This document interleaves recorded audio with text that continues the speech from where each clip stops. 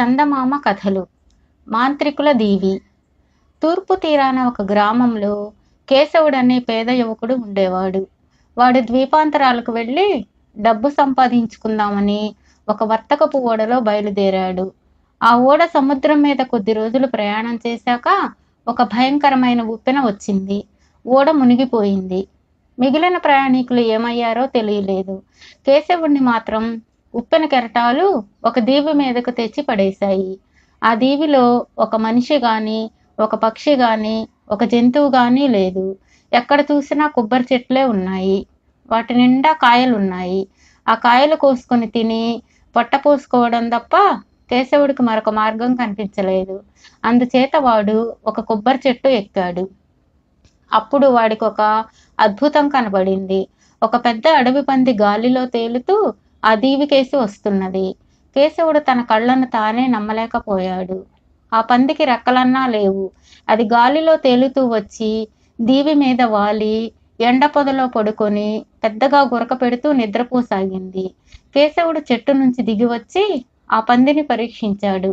అది మామూలు పందిలాగే ఉన్నది. అయితే దాని నోట బలమైన కూరలున్నాయి. ఆ పంది పక్కనే చాలా పెద్ద వజ్రం ఒకటి ఉన్నది. ఆ వజ్రాన్ని ఆ పందే నోట కరుచుకొని తెచ్చి ఉండాలి. కేశవుడు ఆ వజ్రాన్ని ఎత్తి పరీక్షించాడు. అంత పెద్ద వజ్రాన్ని వాడెన్నడూ చూడలేదు. ఈ దీవి నుంచి వెళ్ళిపోగలిగితే నా దరిద్రం తీరడానికి ఈ ఒక్క వజ్రం చాలు అనుకున్నాడు కేశవుడు. అంతలో ఆ పంది గురక పెట్టడం మాని నిద్రలేచే లక్షణాలు ప్రదర్శించింది. అయ్యో, ఈ పంది నన్ను చంపేస్తుంది కాబోలు. చెట్టు మీదనే ఉండిపోతే ఎంత బాగుండేది అనుకున్నాడు వాడు.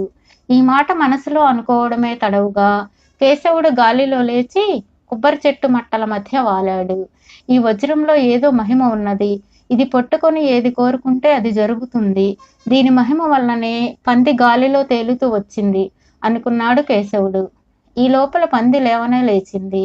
అది కేశవుణ్ణి చెట్టు కిందకు వచ్చి తల ఎత్తి చూసింది. కేశవుడు చేతిలోని వజ్రం దానికి కనిపించింది. వెంటనే అది భయంకరంగా గర్జించింది. కేశవుడు ఒక బరువైన కొబ్బరికాయ కోసి బలం కొద్దీ పంది ముట్ట మీద విసిరాడు. ఆ దెబ్బకు పంది మూర్ఛపోయింది. అదే సమయం అనుకుని కేశవుడు వజ్రం సహాయంతో కిందకు దిగి వచ్చి పెద్ద రాయితో పంది తల చితక్కొట్టి దాన్ని చంపేశాడు. ఆ పంది ఒక మాంత్రికుడు. వాడికి పంది రూపంలో గాలిలో తిరగడం చాలా సరదా. కేశవుడు తనకు తెలియకుండానే ఒక మాంత్రికుణ్ణి చంపేసి వాడి శక్తులకు మూలమైన వజ్రాన్ని సంపాదించుకున్నాడు. ఆ దీవిలో ఇంకా ఇతర మాంత్రికులున్నారు. ఆ సంగతి కూడా వాడికి తెలియదు. అయితే కోరినది ఇవ్వగల వజ్రం చేతికి రావడంతో కేశవుడి భయాలన్నీ తీరిపోయాయి. వాడికి ఆ దీవి అంతా తిరిగి చూడాలనిపించింది. వాడు కూడా గాలిలో తేలుతూ దీవి లోపల భాగం కేసి బయలుదేరాడు. దూరాన వాడికి పొగ కనిపించింది. అక్కడ ఎవరో ఉన్నారు. వాళ్ళను చూద్దామని కేశవుడు అటుగా వెళ్ళాడు. అక్కడ ఒక గుడిసె ఉన్నది.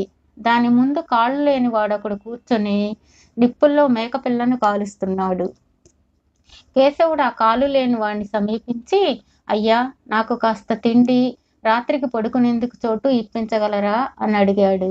నాకున్న దానిలోనే నువ్వు తిను అంటూ కాళ్ళు లేనివాడు తాను కాల్చుకున్న మేకపిల్లలో కేశవుడికి భాగం పెట్టాడు.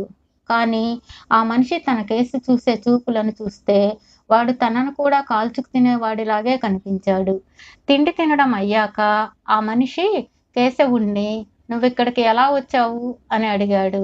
కేశవుడు తన కథ అంతా చెప్పి తన చేతిలో ఉన్న వజ్రాన్ని చూపాడు. కాళ్ళు లేనివాడిని, కదలలేకుండా ఉన్నాను. నాకు ఆ వజ్రం ఇచ్చావంటే నేను నీకు మహిమగల గొడ్డలు ఇస్తాను. దాన్ని పిడి మీద కొట్టి నిప్పు చెయ్యి అంటే అది వెళ్ళి కట్టెలు కొట్టి తెచ్చి నిప్పు చేస్తుంది. దాని మీద కొట్టి తల తీయి అంటే ఎంతటి ప్రాణినైనా తల తీస్తుంది అన్నాడు కాళ్ళు లేని మాంత్రికుడు. సరే, మార్చుకోవడం నాకిష్టమే అని కేశవుడు తన వజ్రాన్ని ఒక చేత్తో ఇస్తూ రెండో చేత్తో గొడ్డలు తీసుకున్నాడు. వెంటనే వాడు గొడ్డలి తల మీద కొట్టి తల తీయి అన్నాడు.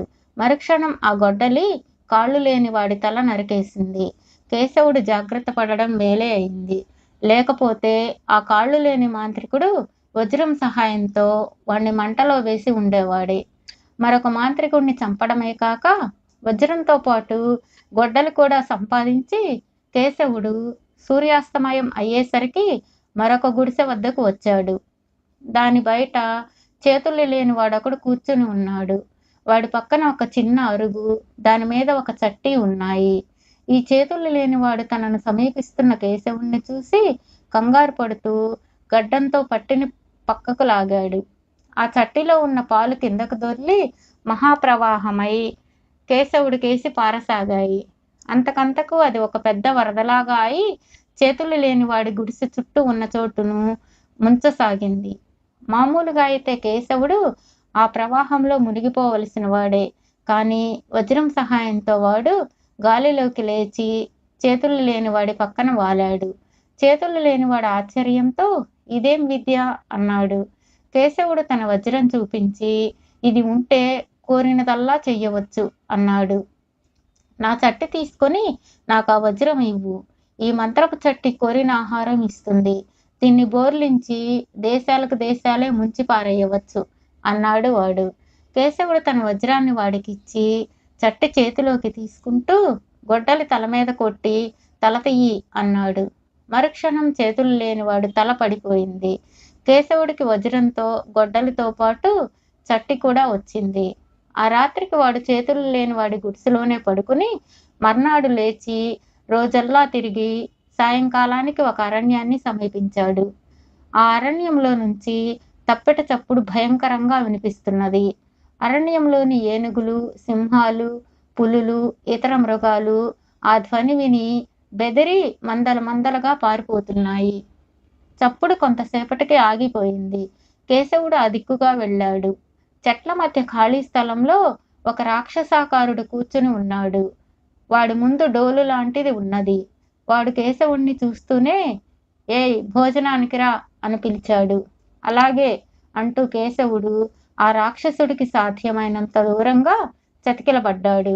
రాక్షసుడు కేశవుడికి మాంసం కూర ఇవ్వబోయాడు. అది నరమాంసం అని కేశవుడికి అనుమానం కలిగింది. నేను శాకాహారిని, మాంసం తినను అంటూ వాడు తన చట్టి నుంచి ఆహారం తినసాగాడు. అదేం చట్టి అని రాక్షసుడు అడిగాడు. అందులో ఏది కావాలంటే ఆ ఆహారం దొరుకుతుంది అన్నాడు కేశవుడు. ఆ చట్టి నాకిచ్చి నా డోలు తీసుకో. ఇది మంత్రపు డోలు. దీన్ని ఒక పక్క వాయిస్తే ఎలాంటి ప్రాణులైనా భయపడి పారిపోతాయి. రెండో పక్క వాయిస్తే అంతులేని సేనలు పుట్టుకొచ్చి నేను రక్షిస్తాయి అన్నాడు రాక్షసుడు. సరే అంటూ కేశవుడు రాక్షసుడికి చట్టి ఇచ్చి డోలు తీసుకుని తన గొడ్డలితో రాక్షసుడి తల నరికేశాడు.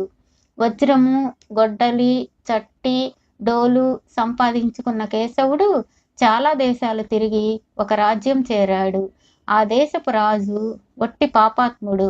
అతడు తన ప్రజలనే దోచి చంపించేవాడు.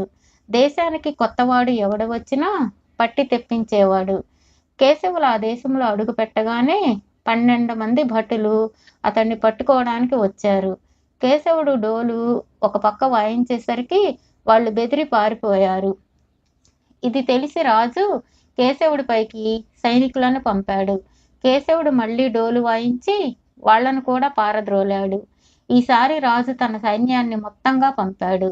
కేశవుడు తన చట్టి బోర్లించి వరదలు పుట్టించాడు. సైన్యమంతా ఆ వరదలో పడి కొట్టుకుపోయింది. రాజు ఒంటరి వాడైపోయాడు. కేశవుడు రాజున్న చోటుకు వెళ్ళి తన గొడ్డలి తలను తట్టి తల తీయి అన్నాడు. రాజు తల ఎగిరిపోయింది. ప్రజలు సంతోషించి కేశవుడికి రాజ్యాభిషేకం చేశారు. మన దేశానికి సైన్యం లేకుండా పోయింది ఎలా అన్నారు మంత్రులు కేశవుడితో. కేశవులు డోలు రెండో పక్క కొట్టి అంతులోని సేనలను సృష్టించాడు. మంత్రులు సంతోషించారు. అంత సేనను అంత సులభంగా సృష్టించే రాజుండగా తమ దేశానికి శత్రుభయం ఉండదని వాళ్ళు గ్రహించారు.